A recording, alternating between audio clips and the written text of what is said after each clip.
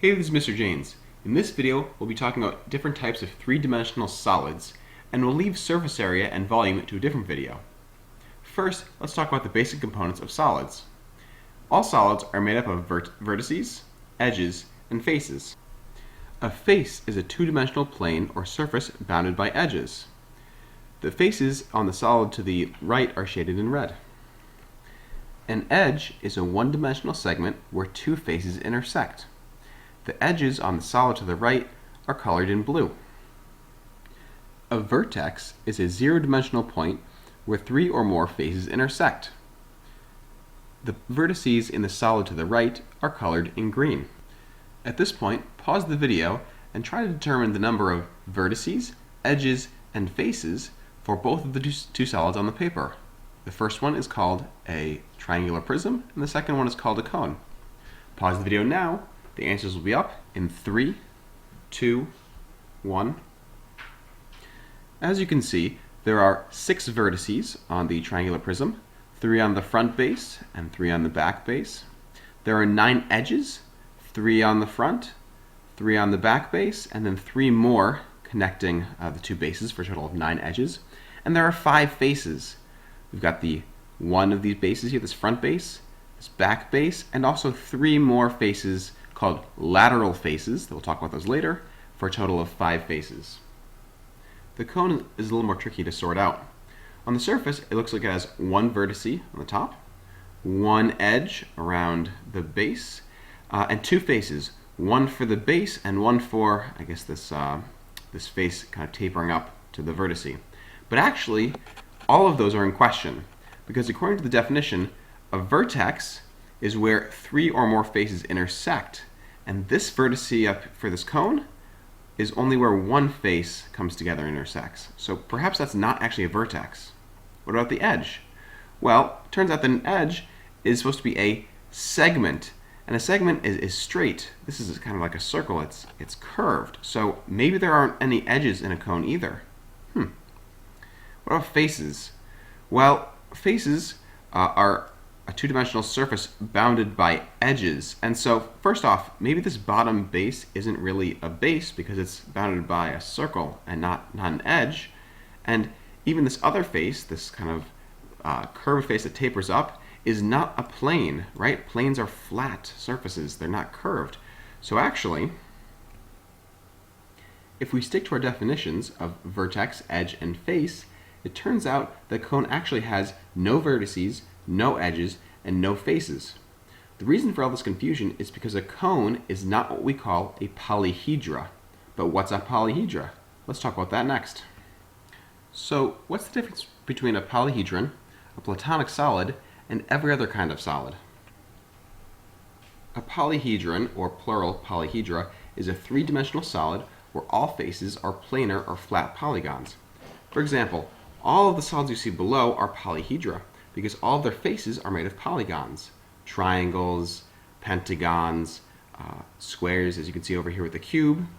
In addition, this triangular prism from above is also a polyhedra because the faces, again, are polygons. We've got a triangular face here, looks like a rectangular face here. So triangles and rectangles are polygons.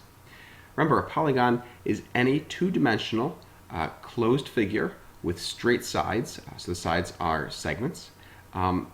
So this triangular prism is a polyhedra. On the other hand, though, this cone right here is not a polyhedra for 2 big reasons. First up, not all of the faces are polygons.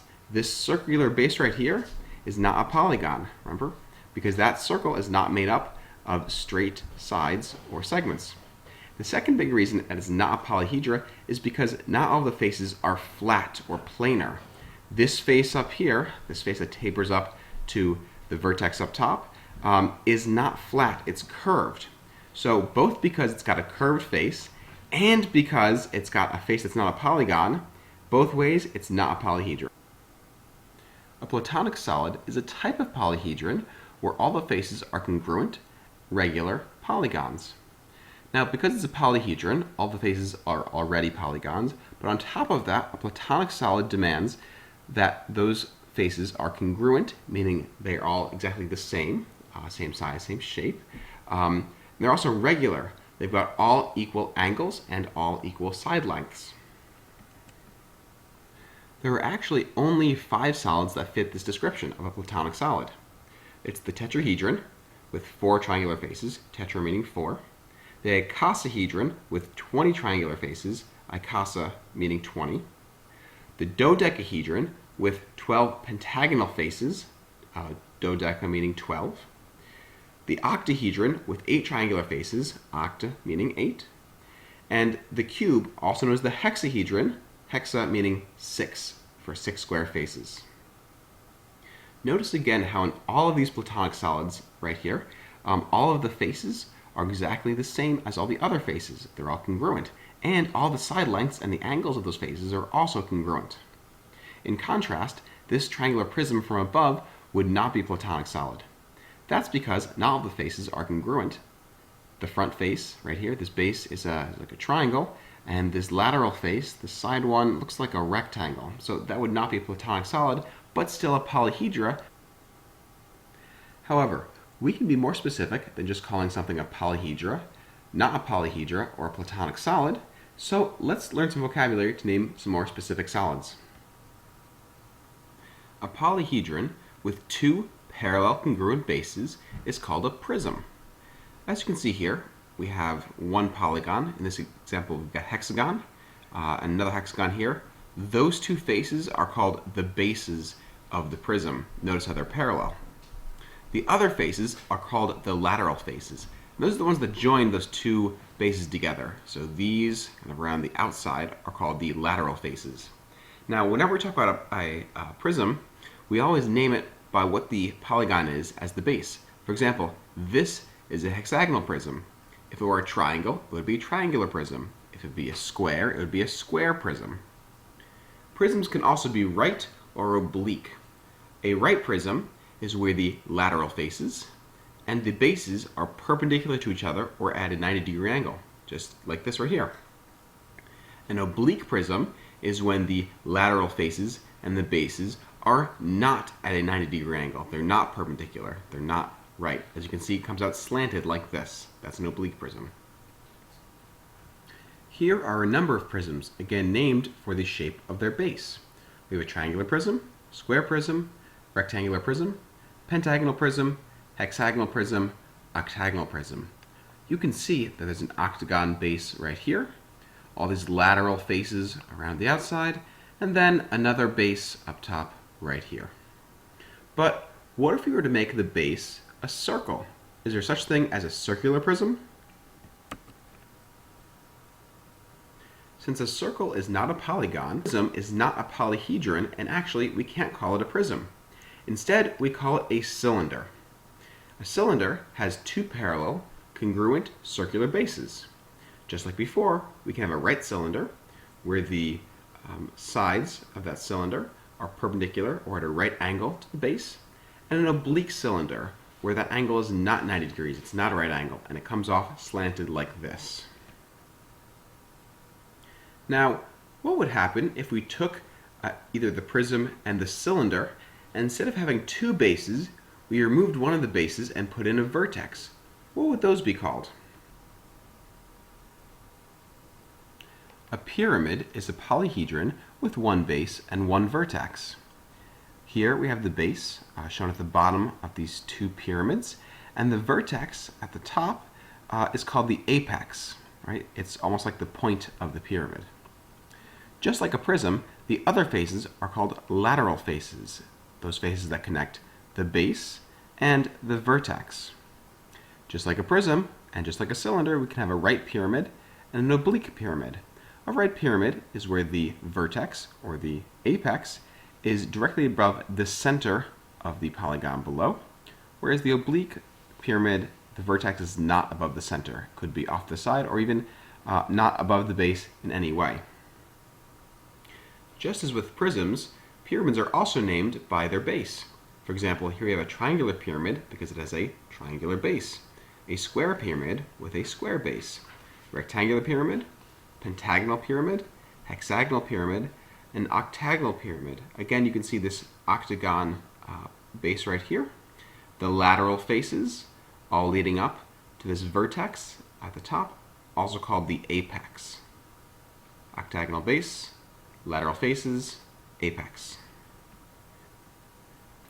So, one more question. If we took a cylinder is kind of like a circular prism, right? What if we took that and made it into a pyramid? What would that look like? A pyramid with a circular base? What would that look like? Since a circle isn't a polygon, a circular pyramid wouldn't be a polyhedron. Instead, we call it a cone. It has one circular base, and just like a pyramid, the vertex is called the apex. Here we have that circular base with the vertex right here.